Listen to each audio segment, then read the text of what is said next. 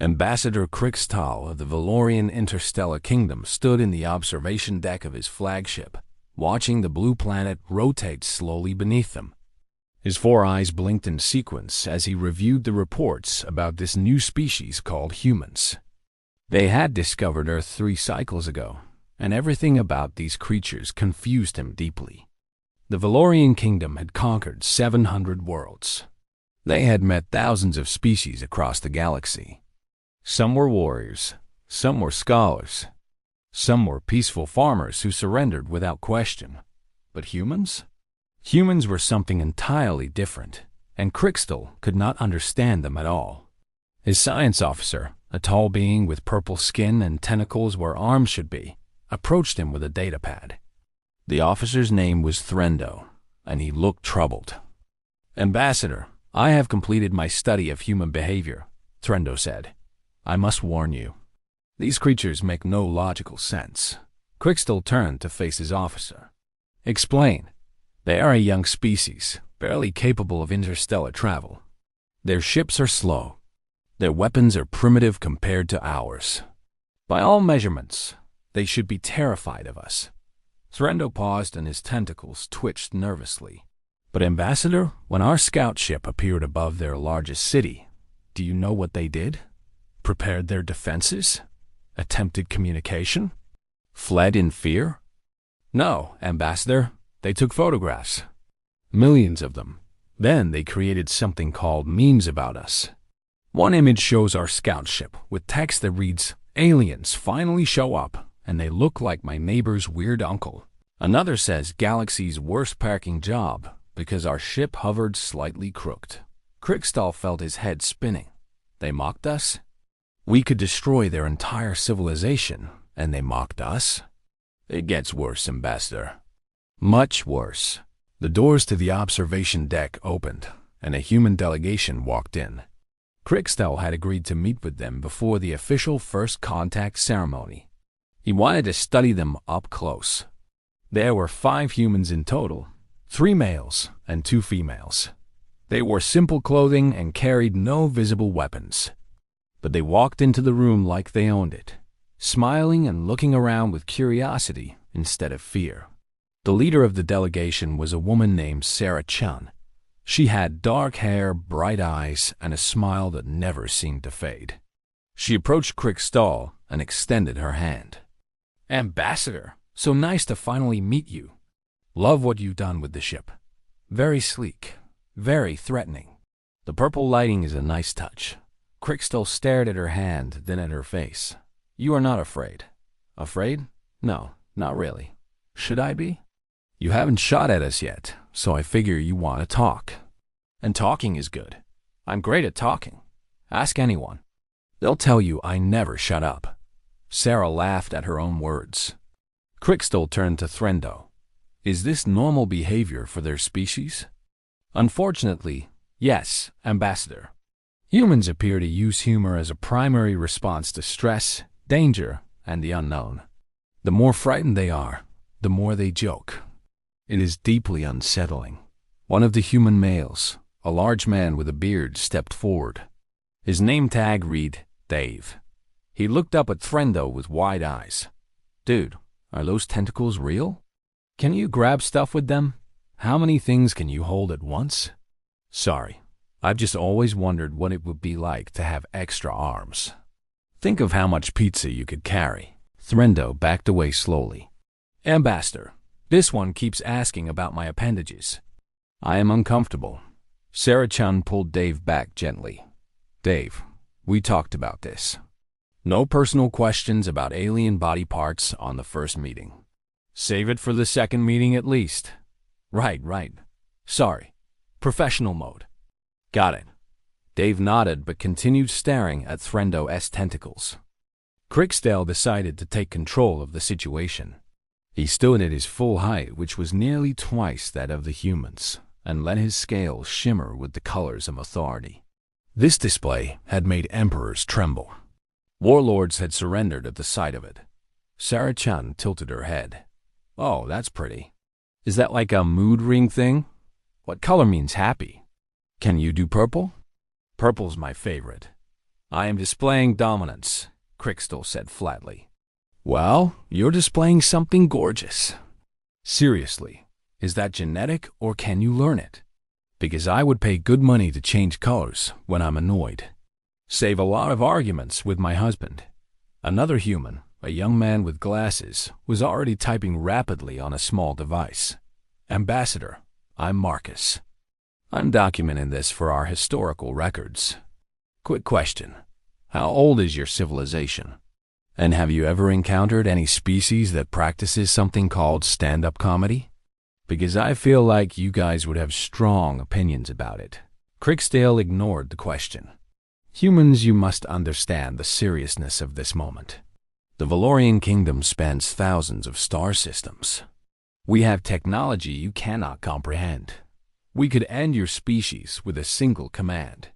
Why do you not show proper respect? The humans looked at each other. Then, to Cricksdale's horror, they started laughing. Not nervous laughter. Real, genuine laughter that filled the observation deck. Sarah wiped a tear from her eye. I'm sorry. It's just... Ambassador, every species we've imagined meeting has said something like that. It's literally the opening speech in half our movies. Dave, do the voice. Dave straightened up, deepened his voice, and spoke in a dramatic tone. We are the mighty aliens. Fear us, tiny humans. We have big ships and scary weapons. Bow before our superior intelligence. The humans laughed harder. Even Threndo looked disturbed. Ambassador, Threndo whispered, I believe they are making fun of us again. Cricksdale felt something strange happening inside him. His scales, against his will, began shifting to colors he had never displayed before. His mouth twitched. A sound escaped his throat that he had never made in his 300 years of life. He was laughing.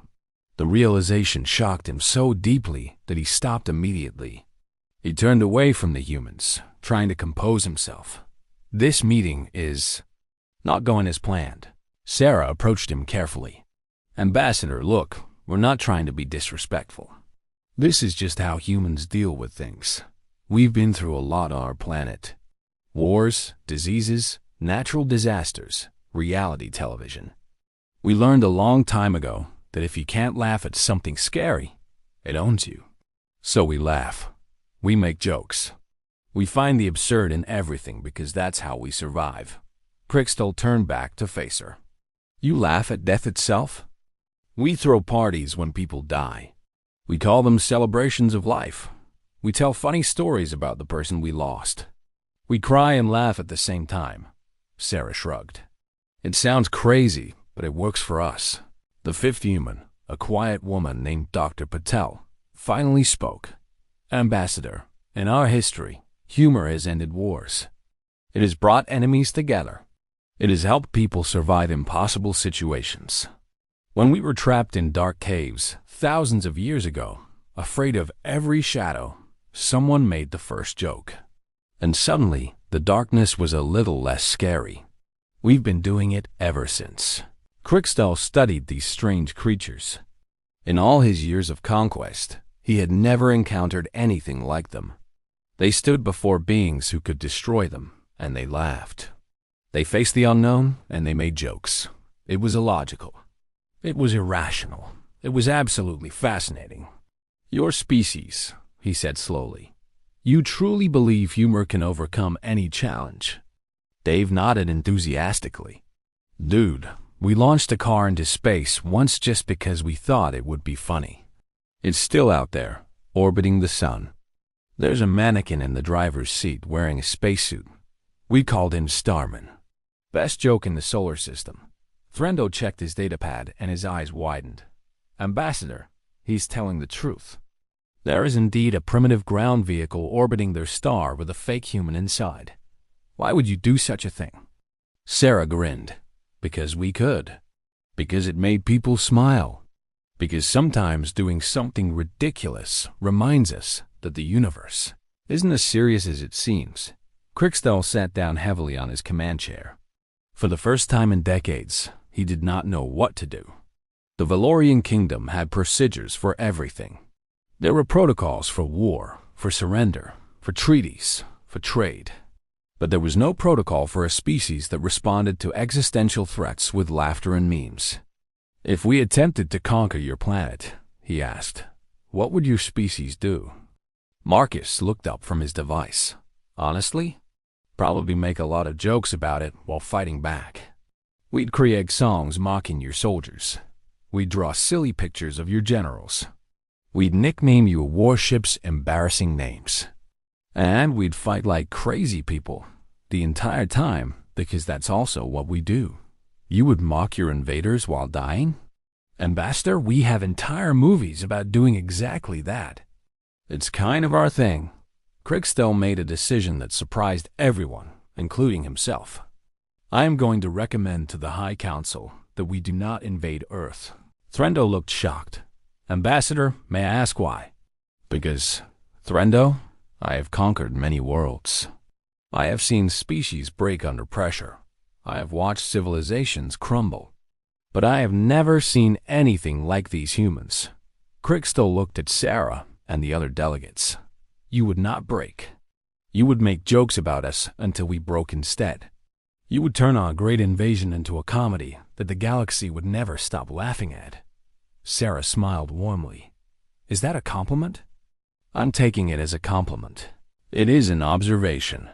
Your species is chaotic, illogical, and utterly unpredictable. Any empire that tried to control you would spend more resources managing your ridiculous behavior than they would gain from your planet. Dave pumped his fist. Yes!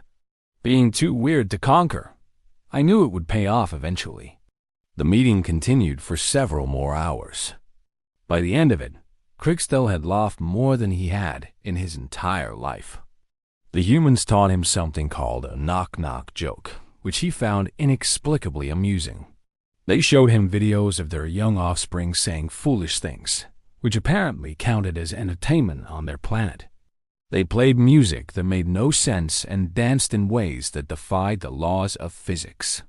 When the human delegation finally left, Kriegstell stood alone in the observation deck with Threndo. Ambassador, what do we tell the High Council? Kriegstell watched the human shuttle descend toward Earth. We tell them the truth. We found a species that cannot be conquered through strength. They are too strange, too unpredictable, and far too funny.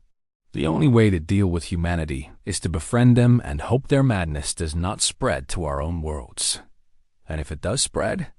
Kriegstell made a sound that, in his language, was the closest thing to a chuckle. Then the universe is in for a very entertaining future. 1 year later, the Valorian kingdom signed a friendship treaty with Earth. It included a cultural exchange program. Within a decade, human comedy clubs had opened on 12 Valorian worlds. Ambassador Kriegstell became famous for his knock-knock jokes, and the phrase laughing like a human became common across the galaxy. The mighty Valorian kingdom, which had brought hundreds of species to their knees, had finally met their match. Not through weapons or technology, but through something far more powerful.